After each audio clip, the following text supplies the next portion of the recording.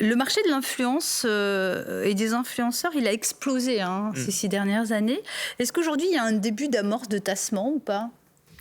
Je ne dirais pas qu'il y a un amorce de tassement. Au contraire, je pense que c'est un marché qui reste en croissance. Néanmoins, on remarque une grande tendance, selon moi, c'est le fait que les marques, désormais, privilégient de travailler avec des influenceurs qui ont une communauté très engagée.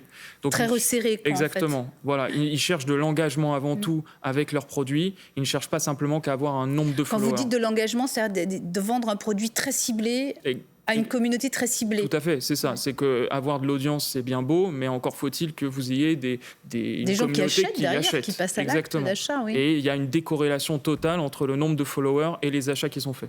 D'accord. Quelle est la réalité, Camille Lancy, des influenceurs et des influenceuses que vous avez rencontrés au cours de votre enquête ? Si on prend l'exemple de Camille Bonvin, cette influenceuse valaisanne qui nous a vraiment ouvert les portes, montré son quotidien, on se rend compte que c'est un quotidien extrêmement compliqué en fait. C'est une activité chronophage. On doit nourrir constamment pour ne pas perdre, ne pas rentrer dans l'algorithme et se faire prendre. Il faut constamment nourrir, mais il faut aussi constamment sélectionner. On le voit bien, Camille fait le tri non seulement de ses partenariats, mais des personnes qui la suivent. Si elle considère que c'est soit des faux comptes, soit des comptes qui ont une provenance un peu douteuse, elle va les enlever. Mais ça, elle le fait toute seule, il n'y a pas de robot et elle a vraiment des horaires extrêmement stricts. Et elle nous a parlé de sa santé mentale et ça, je pense que c'est important de le soulever. La plupart des influenceurs et influenceuses qu'on a rencontrés, c'est des jeunes.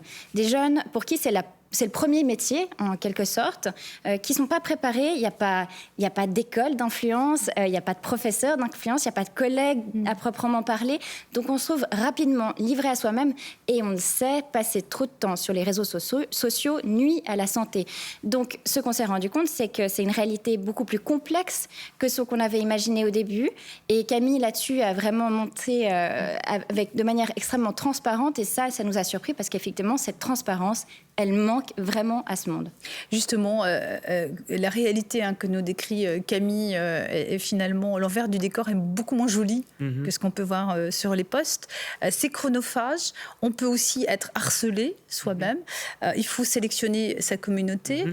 Il faut toujours poster toujours plus, ce qui élève parfois, comme on dit, le niveau de jeu, le niveau des posts.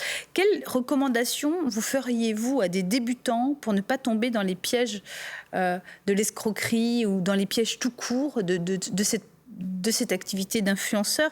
Il n'y a pas de formation, encore une fois. Non, il n'y a pas de formation. Il y a des agences qui peuvent un peu vous conseiller, plus ou moins bien d'ailleurs. Tout à fait. Tout à fait. C'est vrai que le premier conseil que je donnerais, c'est effectivement de bien s'entourer. Quand je dis bien s'entourer, c'est aussi bien l'agent qui va en général gérer votre carrière que les marques avec lesquelles vous allez travailler. Les deux sont aussi importants. L'autre point, évidemment, c'est de se renseigner sur la législation du pays dans lequel on exerce et de voir s'il n'y a pas effectivement des sortes de guides à destination des influenceurs, ce qui existe aujourd'hui en France. On voit de plus en plus d'enfants, de familles d'influenceurs. Il y a vraiment une grande mise en scène autour des enfants et de la famille. Pourquoi ? Est-ce que c'est parce que ça fait vraiment du chiffre, comme les chats ? Bien sûr. Ou comment l'expliquez-vous ? Puis quel problème ça soulève ? C'est du travail, les enfants n'ont pas le droit vraiment de travailler. Est-ce que c'est du travail ? Est-ce que vous pouvez nous dire un petit peu les problèmes que ça peut soulever, les questions ? Oui, c'est vrai que de plus en plus d'enfants influenceurs et de familles avec des enfants influenceurs passent des partenariats avec des marques. Donc ça, c'est un fait, c'est une réalité. Cependant, ça engage potentiellement des dérives. Pourquoi ? Pour la surexposition des enfants, déjà, dans un premier temps, et aussi potentiellement une atteinte à leur vie privée, une atteinte pour certains à leur dignité. On l'a vu dans certaines affaires avec des influenceurs. Donc aujourd'hui, il y a des lois qui existent, en tout cas en France, justement, sur les enfants influenceurs. Il y a un cadre qui existe. Et je pense qu'il est véritablement nécessaire que les pays adoptent des dispositions spécifiques à l'influence pour les enfants. Alors, la législation, elle est très souple en Suisse. Ces dérives, justement, par rapport aux enfants, l'absence de compréhension du métier de créateur de contenu pour les institutions. Enfin, vous avez constaté qu'en fait, pour l'instant, aujourd'hui, les institutions peut-être ont du mal à légiférer. C'est aussi parce qu'elles ne comprennent pas vraiment ce métier. Et vous insisteriez justement sur cette nécessité de renforcer la législation en Suisse, ici ? Alors, en tant que journaliste, moi, je ne vais pas prendre position. Ce qu'on a constaté, c'est qu'il y a des lois qui existent en Suisse, mais c'est notre culture juridique helvétique. On a des lois générales. On n'a pas de loi, comme en France, vraiment pour encadrer le métier d'influenceur. Et ça c'est plus, ça c'est moins. Et il y a des dérives qu'on a constatées. On a vu clairement dans le sujet des personnes faire la promotion du tabac, faire la promotion de la chirurgie esthétique. Et ça, c'est dangereux parce que dans le sujet, là, et autour de ce plateau, on a parlé beaucoup des influenceurs, des marques, mais les personnes influencées, au final, on les oublie aussi.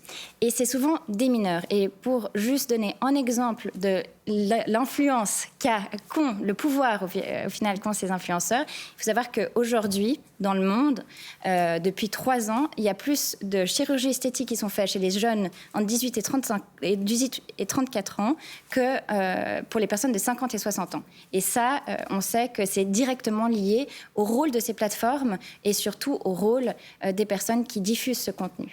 Les dérives par rapport aux enfants, vous les constatez aussi ici en Suisse, c'est les mêmes partout dans le monde? Oui, bien sûr, la Suisse ne fait pas exception. Loin de là, on a un couple d'influenceurs connus dans la région qui fait la promotion via le compte de leur enfant de marque, sans le dire de manière directe. Alors en France, ce serait plus possible.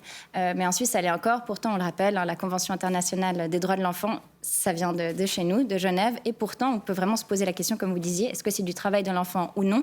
À ce stade, je ne crois pas qu'il y a eu de jurisprudence là-dessus.